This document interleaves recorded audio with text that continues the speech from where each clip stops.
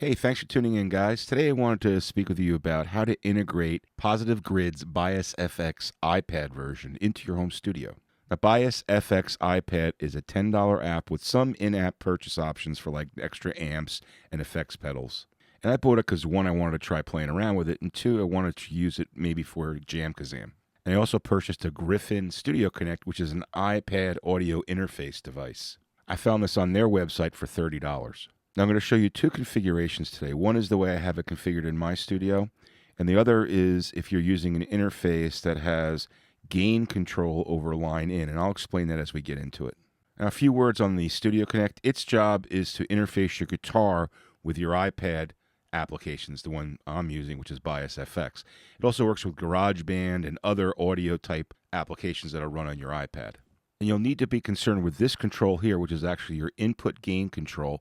That's going to be the level you're going to want to set for your guitar hitting the interface. And we'll be using three things on the back of the Griffin Connect, all the way to the left, which is the input for your guitar, standard guitar cable. And all the way to the right are two stereo outs, left and right RCA jacks that we'll bring into our interface. And of course, in the center, we have DC power.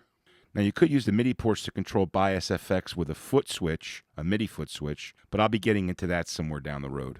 So here's my setup. I have the StudioConnect wired with an RCA TS cable coming into a mixer that I had lying around. The reason for that is because on the Studio 192, if you're going line in, you have no gain control. It comes in at line level. So I needed to boost the signal coming from the StudioConnect a little bit just to make it sound okay when it came through the interface.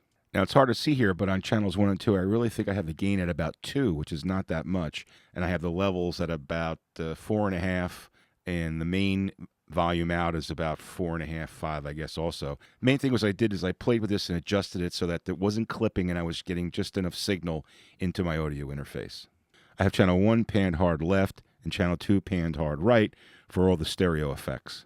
Then from the mixer, I bring it into my Studio 192 and channels 7 and 8 line in. And I'm using standard TRS patch cables for that. Now here's a sample of using this configuration to record into my DAW.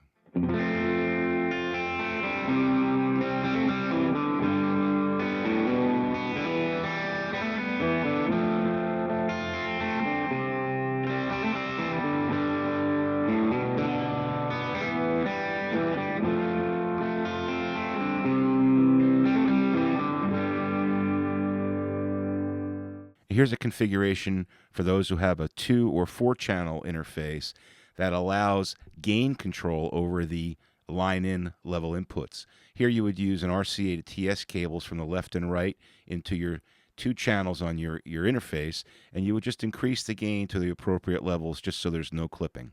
Now, your results may be different, but I found that the level coming out of the StudioConnect on the left and right stereo just wasn't high enough to produce enough gain to go into the interface, so I just needed to be boosted with a mixer, or as I suggest here, by raising the gain on the line level inputs. Overall, I found the Griffin StudioConnect a good buy at $30 to integrate the Bias app with the iPad and then into the audio interface. Now, you're going to have to tweak it a little bit, but it took me about an hour, hour and a half to really dial it in. And that's how I integrated the Bias FX app on my iPad into my home studio.